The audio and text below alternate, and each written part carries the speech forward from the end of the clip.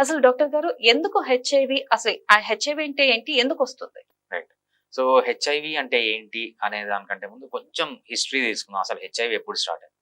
So, HIV అనేది మనకు around 1920స్‌లో మనకు సమ్‌వేర్ ఇన్ ఆఫ్రికా స్టార్ట్ అయిందనమాట. సో, ఆఫ్రికాలో స్టార్ట్ అయ్యి సో, అప్పటి నుంచి అంతకు ముందు వరకు మనకు మైగ్రేషన్ ఎక్కువుండేది. 1920స్ తర్వాత ఆఫ్రికా నుంచి యూఎస్‌కి మైగ్రేట్ కావడం స్టార్ట్ చేశారనమాట.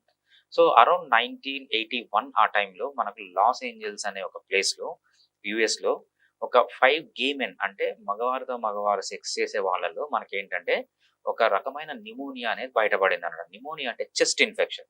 సో, ఈ చెస్ట్ ఇన్ఫెక్షన్ సింప్టమ్స్ కూడా చాలా వెరైటీ ఉన్నాయి. అదే ప్లేస్‌లో ఒక 6 మంత్స్ తర్వాత అదే గే మెన్‌కి అంటే వేరే పర్సన్‌కి కపోసిస్ సార్కోమా అని బయటపడిందనమాట. నార్మల్‌గా కపోసిస్ సార్కోమా అనేది 70 ఇయర్స్ తర్వాతనో, 80 ఇయర్స్ తర్వాతనో రావాలి. కాకపోతే ఇది చాలా యంగ్ పీపుల్‌లో వచ్చింది. ఇది అప్పుడు కొంచెం ఆశ్చర్యానికి గురి చేసిందనమాట.